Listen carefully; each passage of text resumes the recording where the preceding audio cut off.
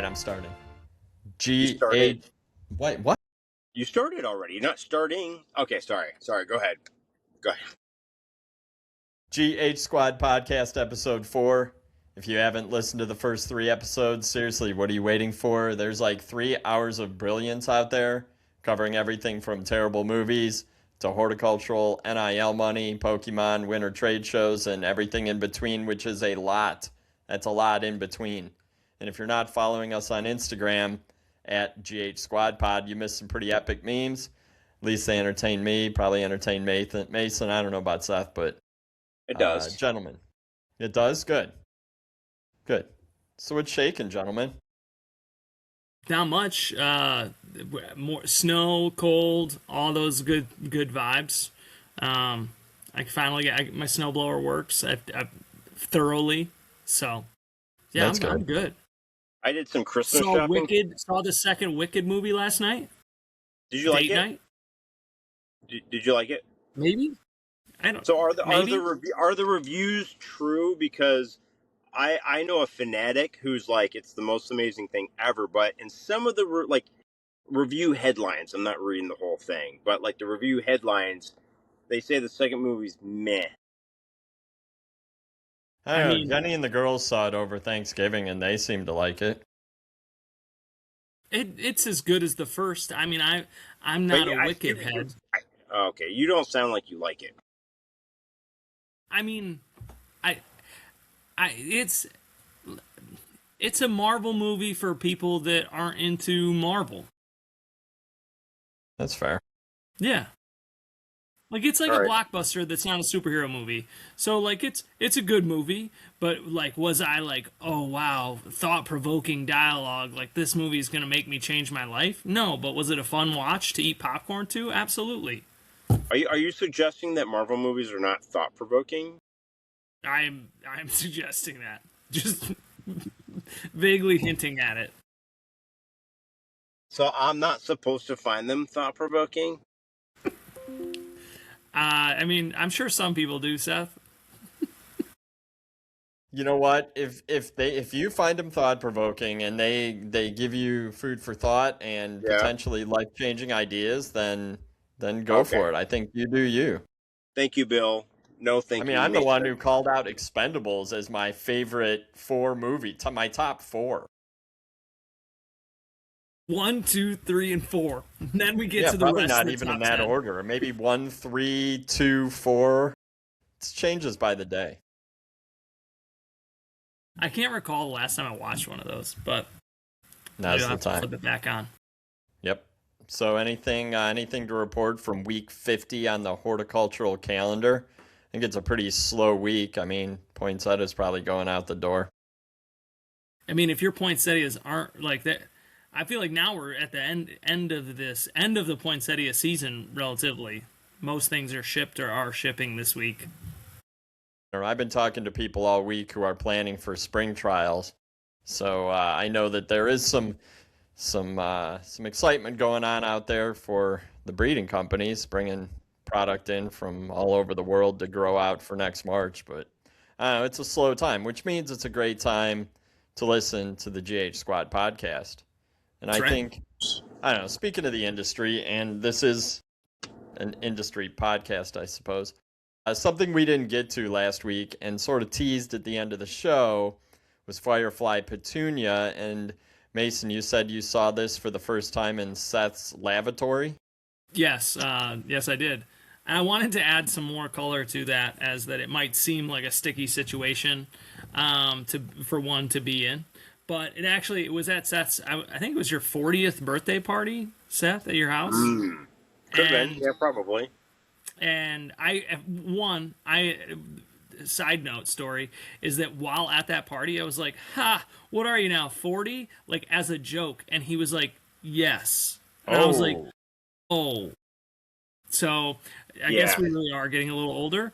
But no, I remember Seth's 30th birthday party. I was there too. Right? Were you? Yeah, that was the epic moment where I showed up in sweatpants. And one of our friends, Scott Mazingo, called me out. And he said to me, to my face, he goes, you didn't even try. And I always remember that when I leave the house in sweatpants, which is often. And I say to Jenny, I'm like, ooh, Scott would definitely not be happy with me today because I You, didn't even try.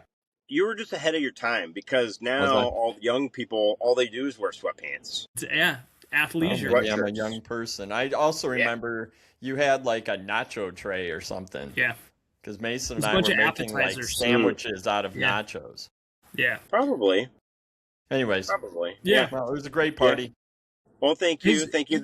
And then for my 40th, I was like, hey, everyone, I got something really cool in the bathroom that I want to show you with the door closed and lights off. Who wants to come join me? And Mason was the only one that raised his hand, which tells you But yeah, something. he probably ran. Yeah. Sorry, go ahead, Mason. All I right. no. And started. Go so, ahead. what did you see in Seth's bathroom Well, in the to dark? be fair, he had the petunia sitting on his windowsill, and I was like, oh, it had a little tag on it. I was like, oh, you got one of the fireflies? Because I had heard about it, obviously. I mean, if you haven't heard about it by now, I don't know if you're in the industry. I don't. It's We need true. your card.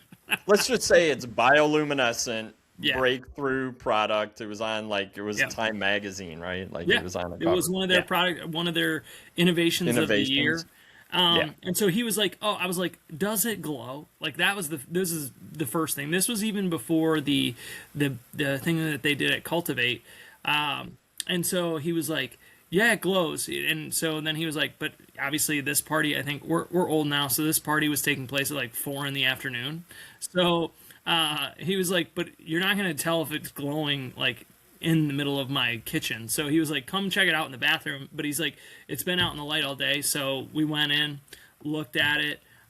He's like, because Seth's bathroom is like There's no in, windows. it's, So it's like it's an the perfect interior place to room. go for, I think, like an earthquake or a tornado, whatever they tell you Oh. is like the interior most room. Yeah. So we went in there and there's no windows or anything. So, and flipped the lights on and it glued. No, Glue? Yeah, it did no, not glue. It did glow, though. it did glow. Oh, yeah. It So legitimately glows. I know it that. does. It does. So yeah, so I don't know, but that was the first time I saw it, and then like I felt kind of privileged because Seth, I think you had like this given your position or whatever, you had a sneak peek at it, and so I had seen it before it got to Cultivate, which was pretty cool. And then when everybody at Cultivate was like, "Should I go look at it?" I was like, "Yeah, like it's not like they're hiding LEDs in there. This thing really Right. glows." So We saw it. We saw it at spring trials. They let us into like a back room that was like I don't know. It was all like tarped off, and it was pitch black, and you had to wait for your eyes. They led you just in because it was pitch black, and you had to wait for your eyes to adjust, and then there was a whole bench of them, and it was out of control. Like it looked like something from another planet. I really thought I was not. I'll admit I was not expecting to be impressed. I don't know why. Maybe that's just me, but I was. It was really really cool. It was impossible to capture on video, but it was awesome. Well, like you said, like you have to give your eyes a chance to adjust, right? So you walk in, you're like, okay, and then as your eyes start to adjust, and you're like, well, holy darn, like the things they're glowing, which is crazy. It's I think crazy. I actually said "holy darn." holy Did darn. you? Those were my exact words. Yeah, Yeah. that's my podcast friendly language. They should have named it "holy Holy darn." darn. Holy darn, yeah, I mean, that's Firefly, "holy darn." right. Has a ring to it. But I think it's okay. So thinking about it from it's maybe not the ultimate petunia. Like people No, have said that, like, oh, it's all genetics. Like you hear like naysayers. It's all genetics, blah blah blah. It's just a white petunia. But that's not the point. Like, correct. okay, well, like set that aside. It glows in the dark. It's the first of its kind. It's getting huge attention from not just plant nerds, but like people who are looking for cool stuff and people who look at new technology and scientists. And to me, like the cool factor of it is that it's bringing attention to our industry from people who probably don't get that excited about a new introduction. Like maybe they're gardeners, maybe they like plants. Who doesn't like plants and flowers? But they're not, they don't see our industry as innovative because they don't see the intricacies of the new genetics that are introduced because they're just viewing it from a topical level. But this brings a whole new energy to an industry that's awesome, but a lot of the people, I mean, we know it's awesome, but a lot of people don't. Well, I think you hit it on the head there, Bill. Is people like, it needs work genetically and it's old genetics. And I think like the folks I've talked to, the folks behind Firefly, and like they know that this isn't something that is, the best. Like they're the fastest growing petunia on the market or whatnot. But the innovation is in the bioluminescence. Like we're not pitching this petunia as like, oh yeah, grow this out in your landscape and it'll cover your entire front yard. But I think to that point, like this would be like if you go back into the like 1980s and people would have stopped thinking about cell phones just because like, well, you got to carry that whole big bag with you. And like now you think about it and you're like, oh, like we just like the expectation on that is so far removed from what the innovation actually is that I get a little miffed when people are like, oh, yeah, I don't know about that, because I think it's super cool, and I hope that, and I know that they're continuing to do things with it and with other plants. So yeah, this is like the beginning. Yeah, to me, I don't know. So what else? What else? What's that? So there's naysayers. There's your fair amount. I hear some old heads is what I'll call it. That's fair. Be like, oh, I don't know, this thing's hard to grow. Like, how do we do this? And that's there's also where probably an element of jealousy. I mean, let's call it out. Like, of course, the breeding is competitive. It's a competitive part of our industry, and when someone's like, boom, here's a plant that glows in the dark, people are, everyone else is like, whoa, and then they start to talk down about it. But I don't know. Well, you know what? I think it's awesome. At least I'm excited with, to see where it goes. Yeah, every new thing, right? No, not everyone likes it anyways. So the fact that it's kind of noteworthy that people are complaining about maybe the old genetics of the petunia and not the fact that it glows in the dark. The fact that they're like, oh, it glows in the dark. Boom! Like, that's cool. Like, that does open the door for what other opportunities are there, versus if everyone was like, oh my god, it glows in the dark, I can't do whatever, then that would be, maybe more painful. Yeah. I think it's cool because from this standpoint, Bill, is that you think like, no, I don't think any plants glow naturally in the dark, right? Like that's the whole thing, is like we're incorporating something. There's like a plankton. There's a plankton. I had a buddy who went on vacation in Costa Rica, and they went canoeing in a river with bioluminescent But I don't know if those are phytoplankton or zooplankton, and I can't tell you if that's a botanist. Yeah, that's a botany question, because like I know that there's some like bioluminescent fungi, but fungi, not plants, and we'll get into that later. Next topic. So, but I think not something that they just were like, oh yeah, like we found this in the Amazon, it glows in the dark, here we go. So it leads me to think like, okay, with this technology of getting the bioluminescence in there, not only what other plants, because I think that's medium-sized peanuts, is because small peanuts is like, how do we make this plant better? Medium-sized peanuts is how do we take bioluminescence into maples, hydrangeas, like other plants. Big-sized peanuts is what other things can we snag from other genetic pools to put into plants? I want a carnivorous snapdragon. Like a snapdragon that opens its mouth and eats a bug. Yeah. Like you don't have to pinch it like a little kid. Yeah, it actually opens its mouth, it has teeth, and it bites a bug or a small animal. Would you say that would be like an anti-pollinator plant? Like the bees are coming in, visiting the snapdragon, and then it just like eats it? Sure. Yeah, I'm tired of pollinators. That we talk about that too much. Save I'll save that for hot takes.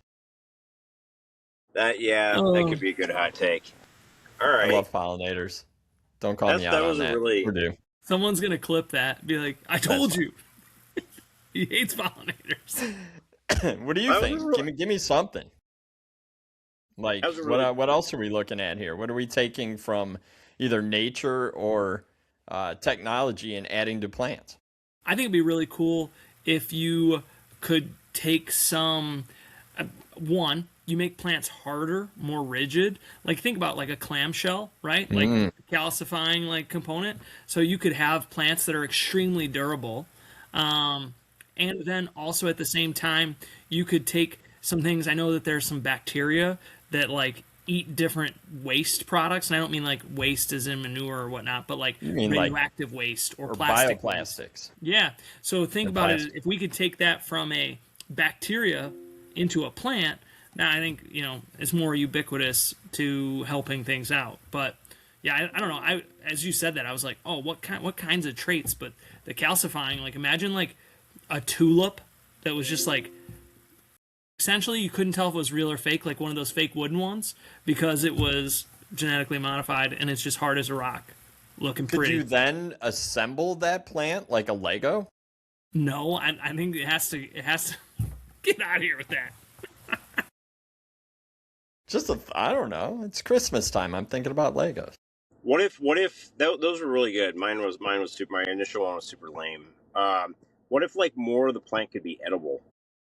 That's great. Like a tomato plant where the leaves are essentially like lettuce or spinach, right? Then you could for every like 3 square feet, you would have more edible products. So you could like slice your tomato and add it with some spinach, and then you're good to go.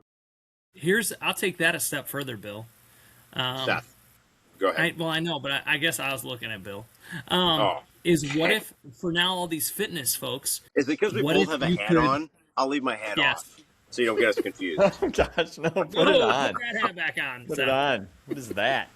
I go like this. So, what if you could modify, and I think they're already doing this, but like I don't know, like protein potatoes. So, like, I don't have to go carb-free and still eat my potatoes. They're just made of protein. That's good. I mean, and you hear about vegetable plants that are higher in a lot of different vitamin counts. I mean, Sakata had a broccoli that was like super food healthy, and I like broccoli. I remember hearing about that. But Seth, what was that tomato that was like tobacco? What? From Simpsons? No. The tomato crossed with tobacco? Do you smoke it?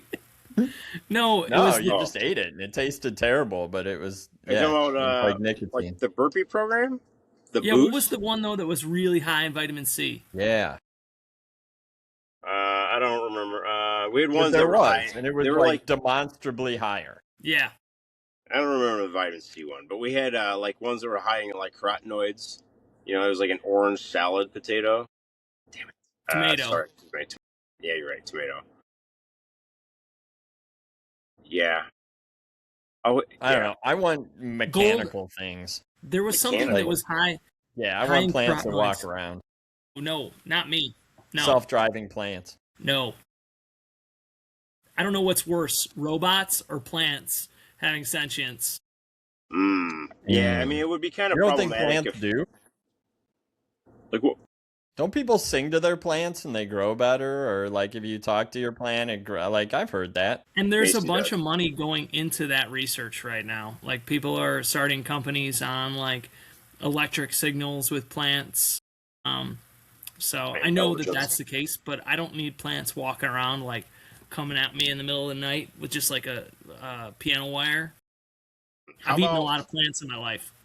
Yeah. How about what if it was a collaboration with Oreo, right? Because Oreo collaborates with all of these other companies like Coca-Cola and stuff, right? If we had an Oreo plant, right? Like if you're looking for a plant to get kids excited about gardening, they would be super jazzed about the one plant in the garden that produces little mini Oreos. That would be... And I bet you if we called up Oreo right now, be like, hey, we want to do a collab right now. We want to make an Oreo plant. They would be... So then Nabisco or... whatever the Mondelez. Mondelez, right? Then they would be collaborating with the plant industry, and they would be like, regular Oreos with a little package of seed Oreos, right? Maybe this is Huh? how Hydrox cookies come back, like how they beat Oreo. Oh, Hydrox. like Hydrox is like not knockoff Oreos. They're No, gonna partner. I think they're the first. I watched like one of those shows on it, and I think that they got ripped off. That's like the old genetics of sandwich cookies. Yeah. And it also doesn't help them that their cookie name sounds like a under the sink chemical. That's true. That is true. So, all right. I don't know. Have we beaten this one to death? Yeah. What's the future? I mean, I think the future is bright with products like this. No pun intended, or pun completely intended. But I think that when you see things like this coming to market and being introduced and getting people excited, I think companies need to lean hard into this. And maybe it's not your traditional plant breeding companies. Maybe it is tech companies or somebody partnering with propagators, things like that. I'll say something blasphemous. If it's left to only plant breeding companies, we will just see people breeding bioluminescent varieties back and forth for the next 60 years. That's a good point. It'll be like my white's whiter than your white, and now I have yeah. That's a good point. That's not blasphemous. I think everyone can kind of agree with that. But I will say that plant breeders are absolutely brilliant, and if given challenges like this and the tools to make it happen, there is a lot of potential right there. Yeah. So, are you going to buy a Firefly? Have you bought one? Or are you going to find? I mean, if you find it in a garden center right now for $10, 4-inch pot, are you buying it? Can you find it for $10? I don't know. It's probably 15. Yeah, I don't know. As it should be. I think I would. I haven't seen one. I would. I think I'd show my kids. I think they'd think it's cool. Now, admittedly, I haven't gone out of my way to purchase one, but I think at this point, and my kids are just getting to that age where they think it was cool. I think before then, I would have been the only one in my household that thought it was cool. Do your kids like Oreos yet? I don't know if my kids have ever had an Oreo. Well, that's problem number one. But most kids your age or your kids' age have had Oreos. So then they would, if it's an Oreo plant, then they would buy one. They'd probably buy 5. So I'm just saying, let's move away from glow in the dark and move to Oreo-based plants. Yeah. I mean, you know what? I cannot disagree with that. Although I would maybe you know what, they could do it with different Girl Scout cookie flavors and profiles, and then you've got a built-in marketing angle that's hometown and close to home. Well, that's fair. That's a good point. Yeah. Take the money out of Mondelez's pockets and put it into the Girl Scouts of America. Oh, I was going to say, are you trying to take money away from the Girl Scouts? No. Okay. The Girl Scouts would control the genetics on this plant. I buy Girl Scout cookies every time I see them. Yeah, they could probably do better too, because with Girl Scouts, it's like more limited time periods. But if you could have Girl Scout cookies all summer long, that would be probably more popular than Oreos. You can. You just got to buy them in bulk. Freeze them. Throw them in the freezer. You got them all year. But then you have to you got to not eat them all. Sometimes, like, if they're in the outdoor freezer, we forget about them, and then it's like a magical thing that happens in August. You're like, whoa, we got Girl Scout cookies. Like, bring them out. Thin Mints, trefoils, let's go. I can't tell you the last time I had a Girl Scout cookie. And I'll be honest, the new ones that they've come out with have been lousy. They have, like, a lemon one, and then, like, the s'mores, which taste nasty. What? You know what? They could use...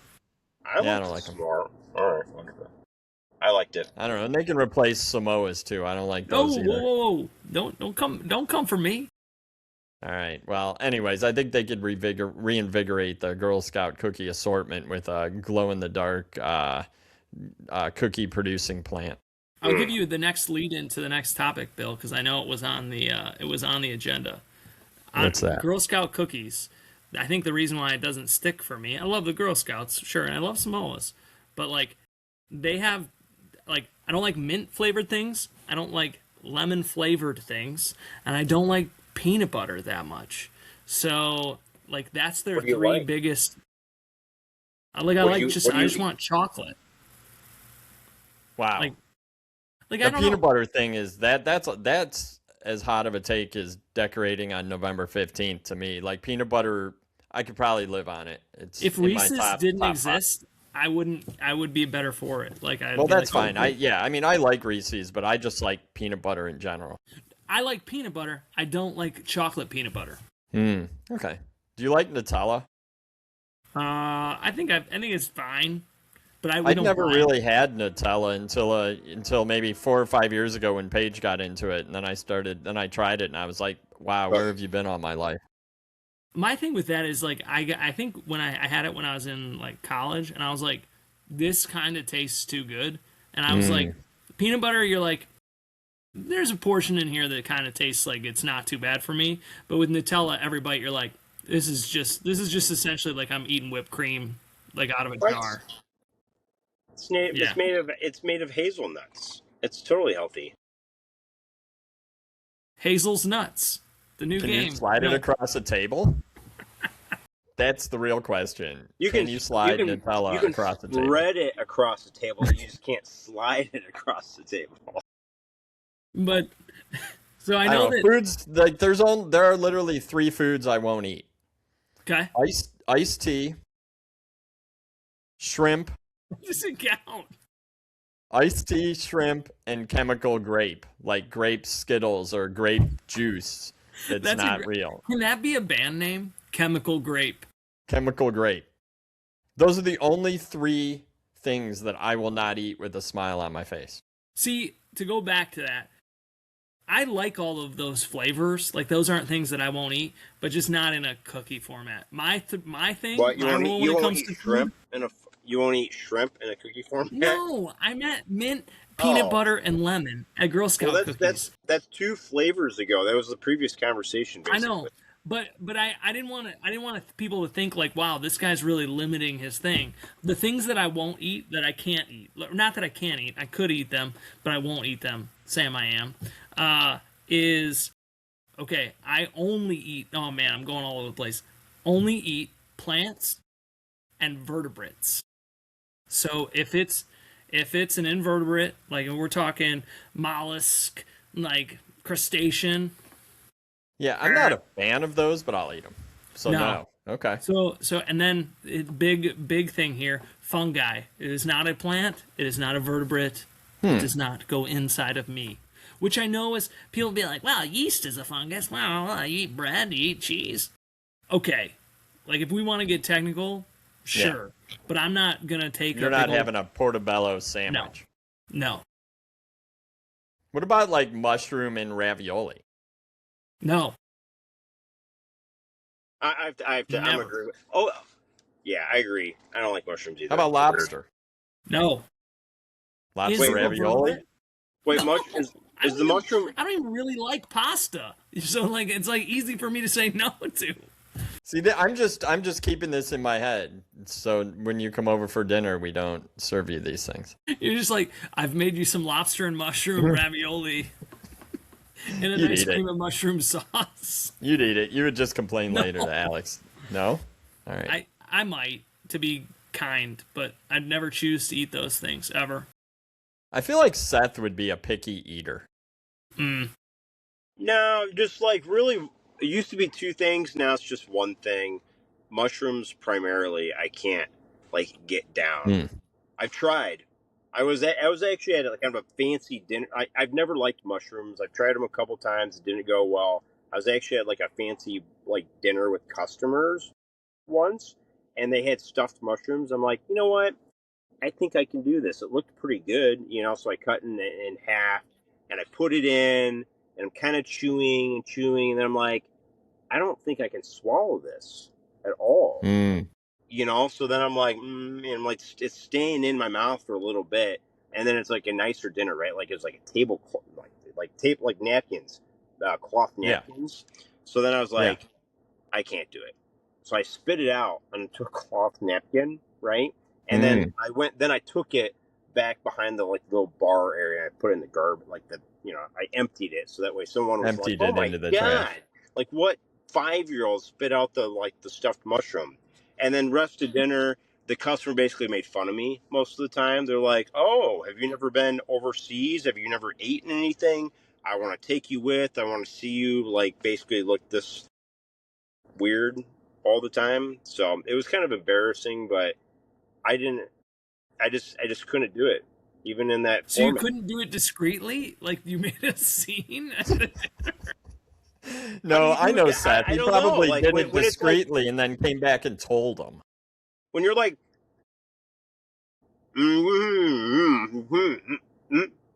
it's like, how do you like? I feel like that was probably a good way to handle it. We're talking about So I had just- an embarrassing, so something I used to not eat that I started eating because I was embarrassed by someone. I didn't used to eat raisins. Like I was grossed out by raisins. And this was like, I mean, maybe 10 years ago. I was on a business trip. I was sitting on the airplane and sitting in the window seat, and there was another guy next to me in the middle, business traveler, and we were talking, and I had gotten trail mix at the airport to eat on the plane, and I was picking the raisins out of the trail mix and putting them on my little United napkin. And he just, I mean, we had been chatting. He turns, he looks at me in the eyes and goes, "That's pretty childish." And I was like, "What? What?" And he's like, "Picking out the raisins?" And I was like, "Yeah, I don't like raisins." And he just shook his head. Like it was it was disdain. And so then the rest of the trail mix, I ate the raisins because I was horribly embarrassed. And ever since then, I've eaten raisins. They're actually not bad. No, they're I don't know why people diss raisins. They're really just sweet and chewy. They don't have a flavor. So the bottom line of this is if you have the GH squad over for dinner, which we strongly encourage, do not serve anything with mushrooms or shellfish to these guys, and that's fine. They're not on the top of my list. But do not serve us grape drink. Grape juice is actually not terrible. I drink it at church without gagging. So grape drink, not going to happen. Iced tea, not going to happen, although I like hot tea. And and we'll be okay. What's your deal with iced? Maybe you don't like sweet tea. Are you getting iced tea and sweet tea confused? I'm not even, like, I have zero interest in even giving it a shot, and I'm an adventurous eater. Because the sweet tea from the South. What? And I don't mind it when my hot tea gets cold. Yeah, I'm sitting around the coffee table and I'm like, eh. Yeah, I think maybe it is sweet tea. I don't know. Yeah, I don't think you. All right, we gotta get past this. Okay, sorry. We gotta get past this. All right, we've talked about it. We've drilled this one into the ground because I want to get back to the industry. Because last week we talked about winter trade shows. And I think we gave some really good information about upcoming winter trade shows. Hopefully inspired you to go and ask your boss if you haven't gone. Ask your boss to send you and go with a plan. Come back with information. If you didn't hear episode 3, go back and listen to it. But what we didn't talk about was trade show swag. And I think that this is important because I like trade show swag. I really like anything free. I like free stuff, free dinners. But I don't know, over the years I've gotten a bunch, the pens, Post-its, chapstick, that kind of stuff's always good. I will always take free chapstick. But it's the weird stuff I want to talk about. And I was thinking back, there used to be a company called Ball Ornamentals, and they introduced a hydrangea. And it was like a pink to blue hydrangea, kind of standard. But they gave away this giveaway that was like this big plastic ball. And when you threw it up in the air, it would like transform from pink to blue. Like it would detach and reattach in the air. And you throw it up, it was blue, you'd catch it and it would be pink. And that one was like a hit in my family. I kept it in my car for years and the girls would play with it and throw it around the car, which is completely unsafe. But that was pretty cool. And then the other thing I want to say is terrible swag, and this I ordered these myself. So back in my retail marketing days, I thought it'd be great to have Bluetooth speakers, and this was probably before they were really perfected. And so I ordered like 1,000 Bluetooth speakers from our trade show promotion lady, and because I thought they'd be cool, but they were absolutely terrible. The sound quality was horrible, and then I'd forgotten about it until we moved from Chicago back to Cleveland, and I had like 200 of them in a box that I was too embarrassed to give out, and took them to Goodwill. I had one of those that you bought, because you were like, I think I had started working and you were like, here, take this. And I thought that was the coolest thing. So, All right, well, maybe people liked it. I don't know. The one that I use the most, I actually have had right here in my desk. And when we were getting ready, I was like, oh, I have it. Is just a tape measure. love that. Punch one- and Grow SBI or something tape measure. This thing is fantastic. I use it all the time. I've used it for years. It sits in our junk drawer or in my desk drawer. This probably gets used weekly. These things, I hate them. I don't think they work. And the saddest part about this one, I'm like ducking, listening, is that I'm sure you guys have gotten 1,000 of these where it's the charger that's got the adapters. And I've gotten 1,000 of them too. And before vacation this year, Alex comes down and she's like, hey, I got you one of these for the trip. And I was like, oh, thank you. wait, hopefully you didn't pay a lot for it. And so, but like, I don't know, I feel like they always break. They take forever to charge. Like they're not the best chargers, and it's just kind of sad because like you always throw one of these in your bag and you're like, in case of emergency, and then when the emergency arises, you're like, I should just go buy another cord. It's got to be a real emergency. Yeah. I don't know. What's good? What's good? Like, what swag do you like? Like, what'll you always grab at a trade show? Fan favorite? What? The chapsticks? Chapsticks. Yeah. My desk is just a menagerie. I liked that Winners did one with their easy landscape or whatever, and they did gum. But it was like a higher quality gum. It was like Eclipse gum, you know? And I felt I kind of liked that because you can't, like, gum that'll last you like 12 days worth or a month, right? Like, depending on how often you chew gum. So that was kind of nice versus like the cheapy gum. Yeah. Mints are good at a trade show when you're just walking around with coffee breath. Yeah. I have a shirt actually from before, probably like 5 or 6 years before Mason was at Jack's, and it's a Jack's fertilizer shirt. It's like a gray shirt, super soft. So it's like my pajama shirt. Is that weird? Maybe nice. I said that. Love that maybe that's what it was meant for. It was pajamas. It's just so soft and it's gray because, you know, like I really like gray. So I think of Mason every time I put that shirt on. So I'm just like, I like looking good around. stickers. Like a cool, clever sticker is pretty good. Oh yeah, those are good. The Post-it notes with the minis. Yeah, I mean, I've burned through a lot of Post-it notes in my life. Grand Daisy. I don't know if that's still a genetic that's still around, but shout out. Who's that from? Who introduced Grand Daisy? I couldn't tell you. Suntory? But they're still out there. Sunglasses, always great for me to pick up and give to my kids. Okay, I was going to say, you like cheap sunglasses, but... Yeah, but I mean, like, you know, my kids are always like, oh, like, they're like, let me wear your sunglasses. And I'm like, not a chance. But if I give them these and then they run them over with their tricycle or whatever, like, nothing lost.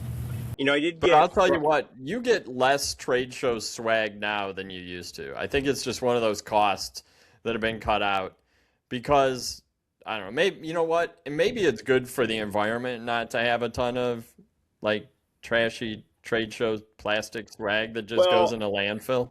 Yeah, and I think like you know with my sustainability hat is just making sure like you're doing higher quality stuff that lasts longer and has more of a purpose. You know, like so I did when I was with Darwin, I was working with my marketing coordinator for swag, and I always found it super painful to work on because like nothing's inexpensive. It all costs dollars. But then I'd always be like, well, I don't want to spend that much, but I don't want something super cheap and crappy. So a lot of times we just almost didn't make anything because we couldn't decide. You know, whereas I think you just have to, you know, like actually, so on LinkedIn, I keep seeing this ad for like a Lego thing, a Lego design. So you could have like your logo as a Lego piece, and I like this idea, right? Because a lot of people our age, right, likes Lego. And there's adult Legos. So if you had someone that worked on like a Jack's logoed Lego thing, it would stay on someone's desk forever. Yeah. right? Because so then it's like recognition, super long time, engagement, long time. I bet they cost not. I bet they're probably. I have no idea. Maybe 15, $20 each as a guess. Which is a lot. But which you is a gotta lot. you got to be selective who you give it Yeah, to. It's yeah, not you going wanna to give sit it to out there everyone. on the table. I mean, that's where, like, I don't know, thankfully, like, we work in the hard goods side of things, so it's really easier for me to be like, take our product. So, like, the swaggy stuff, like, I'm just, most of the time, I'm like, take a sample. And I think we've seen more people in the industry that are not in the hard goods side do that as well. Like, I've seen a ton of, like, especially from, like, a nursery standpoint, like, hey, take this tree sample or whatnot. Yeah. But, yeah, that's where, like, this is gold Yeah, it as is. far as that goes. That makes sense. I don't know, Seth, you guys gave out these Moleskine notebooks once. And, Yeah, of course, I grabbed like 15 of them because I'm a scavenger. And I use them all the time. Yeah, that I was probably before. only have like 3 or 4 left, so I got to come find them next time I'm in the office. Yeah, that might have been before my time because then we started to like reorder them, and I was like, it seems a little high, So which that's is like, probably I not. don't they write, can't have I been don't cheap, take they're any nice. notes. These That's aren't good. good for me. And, Yeah, and stickers. I was thinking about stickers because there was a company in the industry, I forget who it was, and they were giving out stickers one year, and they got them on the mic stand of the lead singer of a very popular group from the 90s and 2000s, the Gin Blossoms. The lead singer was on stage, and his mic stand was covered in stickers from a certain industry company that was called Grow It and was founded by Seth and Mason. And I was always very impressed at that kind of product placement that you guys had somehow figured out. I think I have a picture of that on my phone, which I'm looking at right now. So I'll send you the picture, So and do I. you could put it on the notes or whatever. Yeah, that was good. There was some that caught a little bit of flack from some certain people, sponsors who had sponsored this concert. And For the maybe record, didn't like it was the singer. never our intention. No, know. our intern gave it to the singer, and then the singer on his own was like, "Yeah, cool, put it in front of the mic," and then it just He's like, stuck I love there. Grow It. Yeah, and then that like singer was then, on like, actually at that time was on a lot of drugs, so I'm What? sure that was involved in the placement of the stickers. He was also playing a tambourine, which I'm not going to comment on at the moment. Hey, Mr. Tambourine No, Man. he was not a part of the Birds. He was Gin Blossoms. Anyways, gentlemen, let's do some shout outs and hot takes. I know this episode has been a little bit goofy, but we're in a goofy mood, and you never know what you're going to get every week with the squad. But let's do a couple shout outs and hot takes, because I actually came up with a shout out this morning that I thought for sure I want to share on the podcast, and that is a shout out to pickleball players. Probably my new favorite athletes. It is very snowy in Cleveland today, slipping and sliding all over the roads. You know, I was surprised they didn't cancel school because there's like an eighth of an inch of snow on the roads, and that's why they cancel school these days, because kids are soft. But I'm going to give a shout out to pickleball players, retirees who play pickleball and go to the Y at 7:30 in the morning and brave the elements for their sport. Because I'll tell you what, the pool was empty, the fitness center was empty, but the pickleball courts were jammed full of dedicated, ping pong players, and they were awesome. And I would give a shout out to the ping pong players. Yeah, but it's kind of ping pong on a court. That might be the hot take of it. I don't know if paddleball players agree with that, or pickleball players agree with that. I am 6 months away from joining the pickleball league. As soon as I turn 50, I'm starting pickleball. And, yeah, and you guys might never see me again when I get sponsored. Well, so, yeah, shout out to the hardcore pickleball players who got out there in the Cleveland blizzard this morning and went to play their sport while the rest of the people sat at home and stayed in bed under blankets. Any shout outs? You know what? Shout out to the West Chicago girls wrestling team. Yeah. So a team that I used to coach, I had a chance, Jen Zerko's daughter wrestles for them. I had a chance this weekend to She wrestled like 7 matches this weekend or something crazy like that. She definitely had to wrestle a lot. and I got a chance. They were wrestling at the high school that was closest to my house, so I was like, I'll pop over. I took both kids. They were enthralled. On the way, Sammy was like, they teach me how to wrestle. I was like, no, like we're just going to watch. And then he made me teach him when we got home, of which he then like took his sister out, and we had to talk about we're not teaching any more wrestling until he can control that. But yeah, no, shout out. So I was coaching. I coached for the first 3 years of the program, and then obviously we had 2 toddlers, and I was like, well, I want to spend more time with my family. Wrestling, from both an athlete and a coaching perspective, it takes a ton out of you because you're gone all winter long. Every day of the week, tournaments all day long. So, but I wanted to go see how they were doing, and crushing it. Awesome. Yeah, I'm still buddies with the assistant, or was my assistant coach, and now is the head coach over there. They had 40 girls weighed in at their first match. Wow. Like, I mean, and that's one impressive for any program to have 40 kids, but for a girls wrestling team, 40 kids. And so look out, West Chicago Wildcats are coming to get you. Like it. Seth, any shout outs or hot takes? We can move to hot takes. No, I don't think I have anything today. I've got a hot take. All right. Novelty poinsettias are better than red poinsettias. Agreed. Like, literally, I have been so impressed by some of the novelties I've seen out there. And yeah, I just feel like they're so cool. They're underrated because obviously red's like 80-90% of the market. But I was watching the videos from some of the poinsettia trials, like the Hymos trial. Some of the new novelties are awesome. And I really like poinsettia. I just think I like poinsettias. Like, I do not have a problem with them. I don't have to grow them, so I don't have to deal with the long crop that gets issues, and you got to really kind of troubleshoot a lot. But they always sell. They always look beautiful. And some of the novelties, speckled ones, they're so cool. And I think we need to shine a spotlight on those because we always talk about this new and emerging customer base, the millennials becoming like the dominant customer base for us. And I think novelties and unique poinsettias and mixes and combos and all there's potential. Just like that glow in the dark petunia, right? It's something totally different for a different crowd, and still keep the reds for that are traditional. I think bump the novelty percentage up.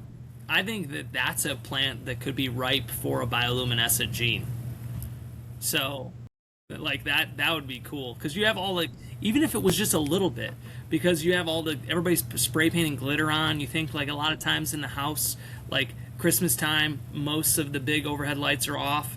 Like that could be cool.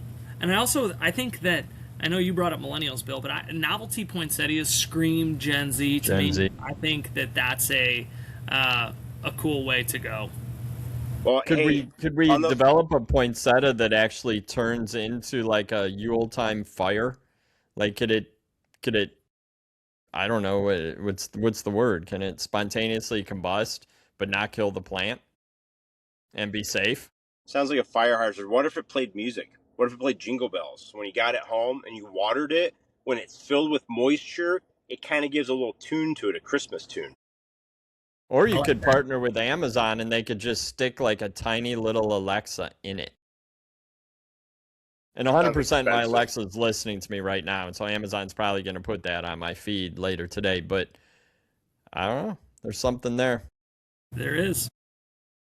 All right. Any other hot takes, gentlemen? I know the reason Seth is dressed as such is that he's not in his office, if you haven't noticed, and he does have some parental responsibilities to take care of here. So I'd love to sit and chat, but Seth he's got to get to real work. Yeah, right. I gotta go pick up my kid. So awesome. Well, gentlemen, have a safe week out and about in the snow and the frigid temperatures. And that's it for episode 4. Thanks for listening. Thanks for watching.